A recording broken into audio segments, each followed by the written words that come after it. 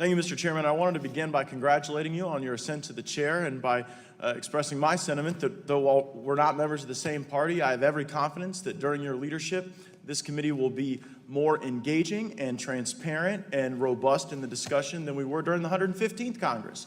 Thank you very much. I will say that I had hoped that at one of our initial meetings, we would have been giving powers back to the states in the form of removing cannabis from the list of Schedule I drugs rather than taking powers from the states. I'll also note that with some of the new additions on the Republican side, I think the committee would be very favorable to that. If we were any more favorable, we might have to start our meetings with the Grateful Dead. So let me just observe on your time that we may be discussing that fairly soon. I look forward to it. Today is about voting. I wanted to tell the story of Anthony Grant. He's from the town of Eatonville, Florida, wanted to be mayor, ran, lost the vote on election day, but lo and behold, Mr. Grant got more than twice as many votes in the vote-by-mail system.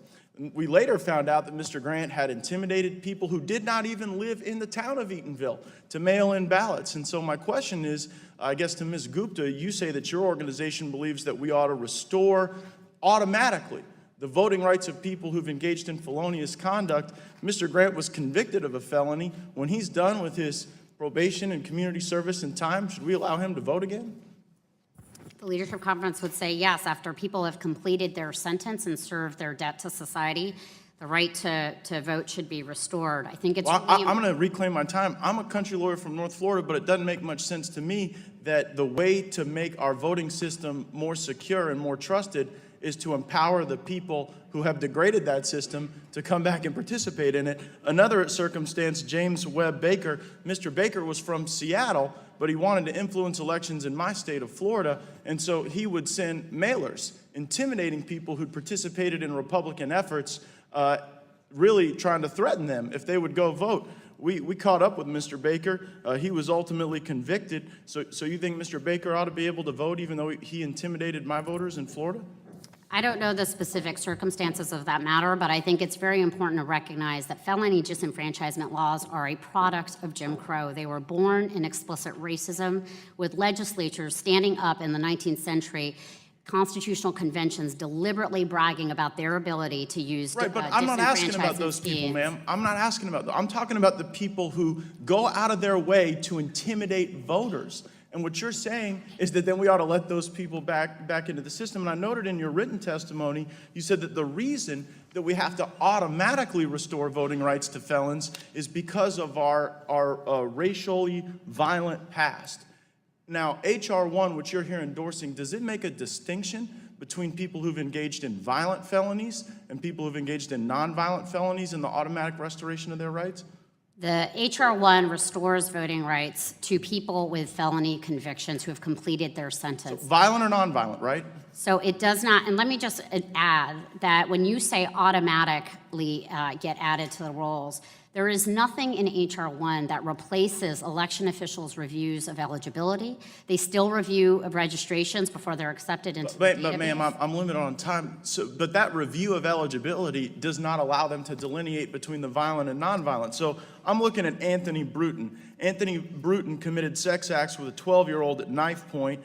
Then he threatened to cut her throat and bury her.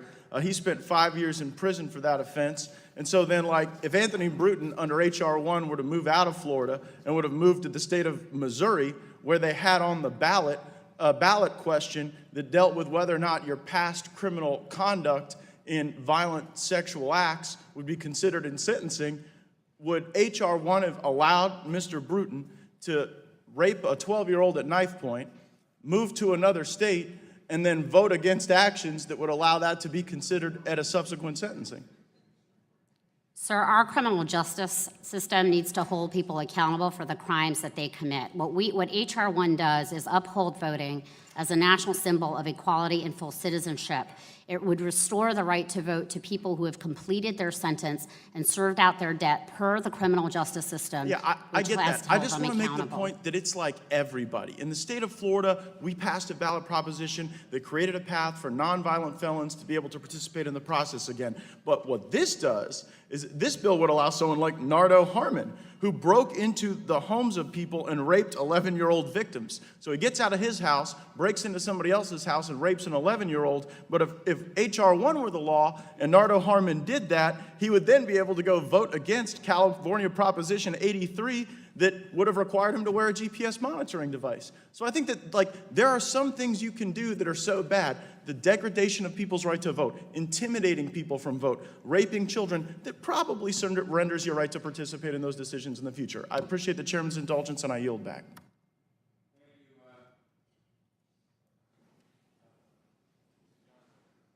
Thank you, Mr. Chairman, and thank the